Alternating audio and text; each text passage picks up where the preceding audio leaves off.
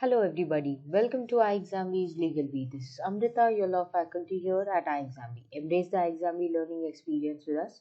If you're preparing for any competitive examination after your law, then you're at the right place. In this video today, I'm going to continue with my series that is dealing with the important provisions from Limitation Act. I've started this series in the previous video as well. If you have not checked it out, do check it out on our playlist of Legal Bee. And jaldi se Legal Bee ko subscribe kar lijiye and check out all the videos of the series. This will definitely help you out in preparing for your acts.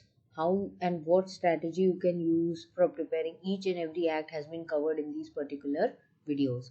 So today we are going to discuss Limitation Act, the important provisions and how you can face this particular act and approach it. Starting with the important provisions, definitely the first section is important of all the acts. Always try to start with the basic objective of the act, that why this act was passed and where is the applicability and everything that you can cover in the first section. Section 2, that is dealing with the definitions. In that, some of the definitions are very important, which are actually rare and which are found in Limitation Act only. For example, tort definition. Now, tort is a common law, but the statutory definition of that has been provided, which is under Limitation Act. So, Section 2, Clause M covers that. Definition of suit, what is period of limitation, applicant, defendant, ये तो basic definitions है. Easement definition is also important, plaintiff. So all these definitions you have to go through. Then coming to section 3, which talks about the basic bar under this act, bar of limitation. Section 4, expiry of the prescribed period when the court is closed. All about the calculations. Many times they ask you in MCQs, if the court was closed, whether that particular day will be included in the calculation of prescribed period or not. Section 5, extension of that prescribed period in certain cases, legal disabilities that are there, continuous running of time, suits against trustees and their representatives, that is section 10, exclusion of time required in legal proceedings, that is section 12. Section 14, exclusion of time of proceedings that are bona fide in court without the jurisdiction. Again, exclusion of time in certain other cases. So many times they ask you this about when the time can be excluded and how it has to be calculated. Section 16, effect of death on or before the accrual of the rights to sue. This is very important. Section 17, effect of fraud or mistake. And remember, from the date when you have discovered or from it has come to your notice that fraud is being committed, from that day only the limitation period will begin to run. Limitation period will not begin to run from the time it is committed, but from the time when you got to know that fraud is being committed. Section 21, effect of substituting, adding new plaintiff defendant. 22, continuing breaches and torts. 23, suits for compensation for acts not actionable without special damage.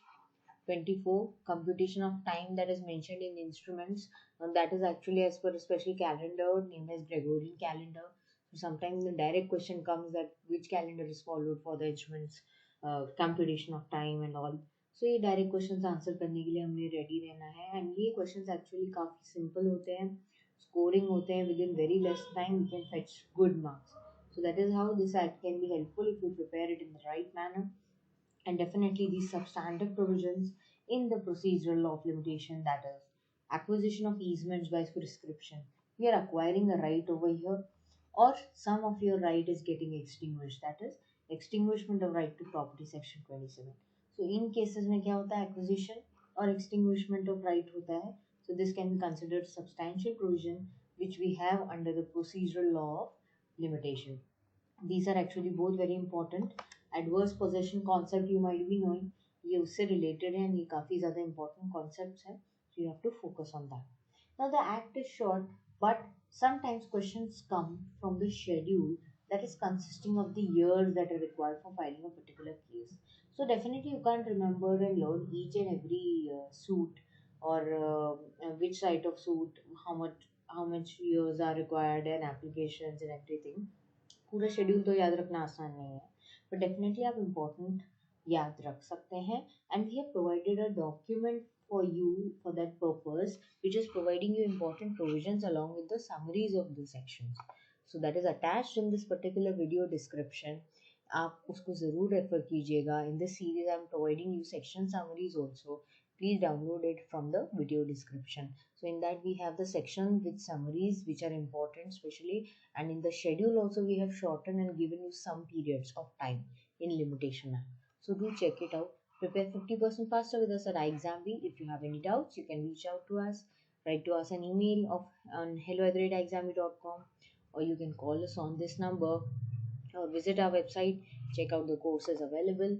Download our app from the Google Play Store and check out all the features available. Thank you, everybody.